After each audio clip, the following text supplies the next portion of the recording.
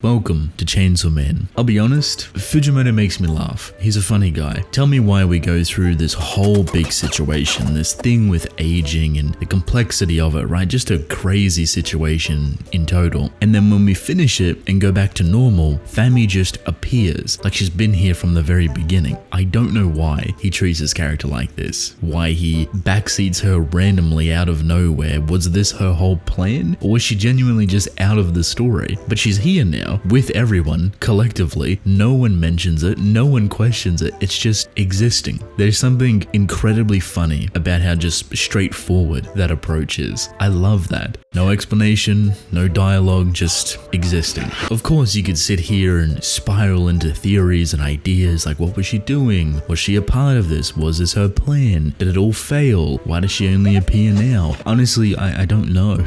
I don't think we'll ever get the answers for that because it's probably not even relevant. There's more of a chance that he didn't need her within this situation and she's a bit too powerful, so we take her out of the situation and deal with it in an isolated manner. Even though what I would call the aging arc has come to a conclusion, nothing has really concluded, and I find the balance between how Fujimoto approaches that rather interesting. Sure, the situation with aging has finished, yet everything just continues. The world is still in shambles. The fake quote-unquote Chainsawman people are still running around rampant and humans are still killing them on the spot. Yet now, after everything they've experienced, it feels a little bit trivial. I have some interesting questions that I think would provide entertaining conversation, right? So let me start with Oblivion.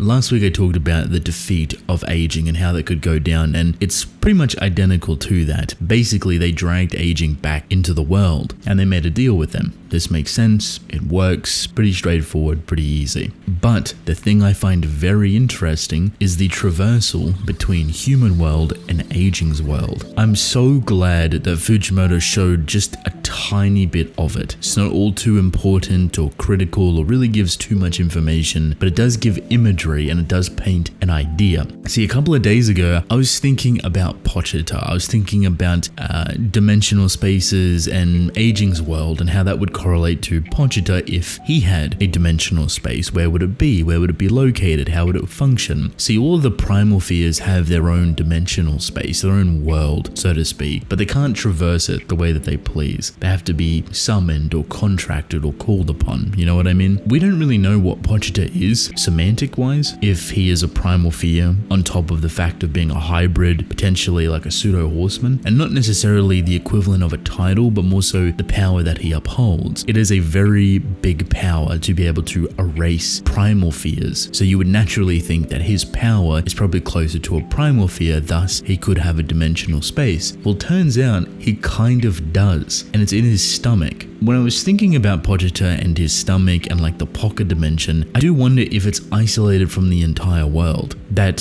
he doesn't technically erase things, but he provides a sense of limbo. And the way this would work is when Pochita eats something and quote-unquote erases them, he digests it into the stomach and it enters a pocket dimension, and it will stay there for a very long time. Now, we actually don't know if he fully erases things from existence, and I guess that creates another semantic. What does it mean to actually be erased, to be forgotten, to be annihilated, to be extinct? I think a lot of us took it as a physical metric, like something was just being blinked out of existence, not remembered by anybody. Ideas, concepts, beings, you name it, it can be anything. But what if it was a little bit more simple? That he doesn't actually eat things and they just erase themselves out of existence because that's his power, but perhaps they're stuck in this limbo dimension, isolated from the world, acts as a version of being erased, a limbo. The more I thought about this idea, the more I think aging's words and her like visual interpretation of it is really fitting. It's just the abyss, and the only thing within it is Pochita, really. Nothing else, just a dark abyss. I like how aging has viewed this. It's for a short period of time because they're traversing from human to aging's world, but it just feels solid. It feels concrete. It feels weighty. And while I think the idea of Pochita not actually erasing things but being a storehouse for extinction or limbo or oblivion or annihilation, whatever you want to call it, basically just a sub-step away from true death, if that's what you want to clarify it as, there's a lot of stuff that supports things coming back. If something is erased, why would Denji throwing it up really make sense? If it's blinked out of existence, why are some things remembered and some things not? Why is the whole idea of erasing something but the semantics of that thing being erased are a little bit messy? And the more I thought about that, if it's not a hard rule, maybe it's just a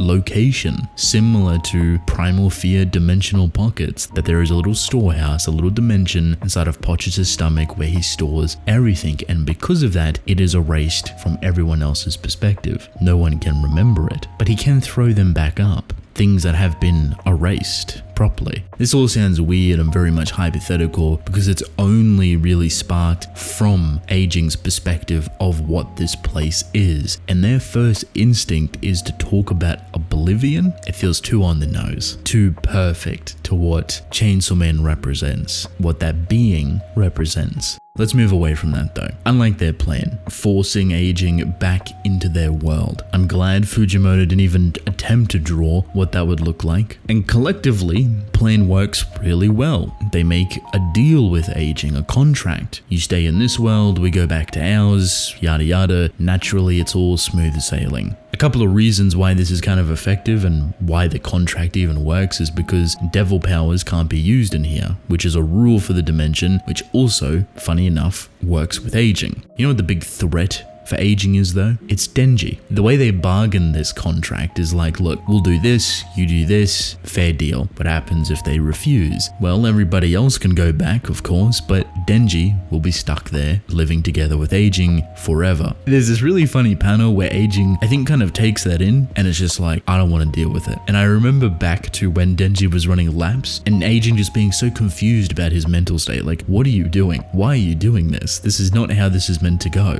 So I do wonder if Aging's just like, I don't want to deal with Denji forever. That just sounds like worse than death. Let's get this contract going. Let me get you out of here. So really, the answer to Aging is being annoying. This brings us back to the human world, to normalcy, or at least what remains of it. Of course, all of this stuff is still going on outside. People are still getting killed and mauled in the street by the whole fake Chainsaw Man guys. You know, it's a whole situation, but they're hungry. Food comes first. They're hungry. So there's a nice little panel here where they're all just at a table ordering food, including Fumiko. So it's a very odd combination of characters. Denji, Asa, Fumiko, Fami, and Yoshida. Again, Fami is just here. I don't know how, I don't know why. A part of me thinks maybe she was here the whole time, which would be kind of funny. Eating and devouring constantly, waiting for whatever to happen. But it is a cute little moment. As weird and misplaced all of them are, they're together. I love the way that Fujimoto makes us feel not only normal, but also oddly misplaced. Like, sure, these are the weirdest of characters that have a lot of history that should not be combined together. Yet, because of what they've gone through, even though they don't feel satisfied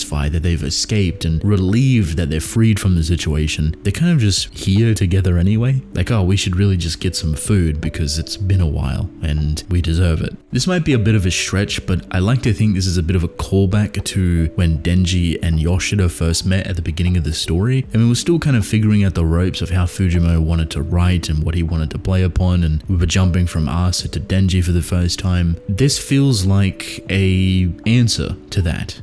Most. The conversation that Denji and Yoshida had was pretty massive in terms of like internal scale, like what it would mean for Denji and, you know, being caged and providing freedom, etc., but also friendship. You know what I mean? Like, there's this odd sense of companionship and friendship that Yoshida has and hasn't provided throughout the story, and he does offer it in weird circumstances that seems oddly genuine. And I say that fairly, in the sense of how far you would actually consider Yoshida a genuine friend. friend. He's a little bit of a snake. He's a little bit weird. He's very untrustworthy, but also he could be. That's just part of his charm or his charisma, where it's just like, you don't know the type of person he is. If he's all in for you, could you really tell? And if you want to look at a technicality, he has moved mountains quite a bit for Denji to operate as long as he has. And I still think that even though he's viewed as a dog for the public safety and like what he's doing, which by the way, Fumiko next to him is kind of the harbinger of that, maybe he just genuinely means well for people, for society, but also for Denji. I remember when we used to call him a villain and how the tables have turned for that conversation. Now we don't know where to put him. The reality is that Denji and him could fight in the next chapter because they're back into the human world. That's what it might call for. Yoshida might have to do that because he's still a quote-unquote dog to the organization. I do hope the Naruto situation is different to what we have interpreted as the death of her character and the rage of Denji, and it is a coping mechanism, but maybe there is more there. Truthfully, I don't know where Fujimoto wants to go next. We don't have a chapter next week, which is good, which makes me think that he's, restarting and cooking things up for the next arc, but we're getting suspiciously close to where he tends to end stories, that 100 chapter mark. So I don't want to put an alarm on people, but I will say just be prepared. We could cook up something huge, we could spin off into a part 3, or we could just continue the story past the 100 chapter mark. It's not a rule that he abides by, it's not a hard limiter for him, maybe it doesn't even matter anymore. Now that we are done with this situation, I'm excited to see where we go next, and I'm curious to hear all of your thoughts.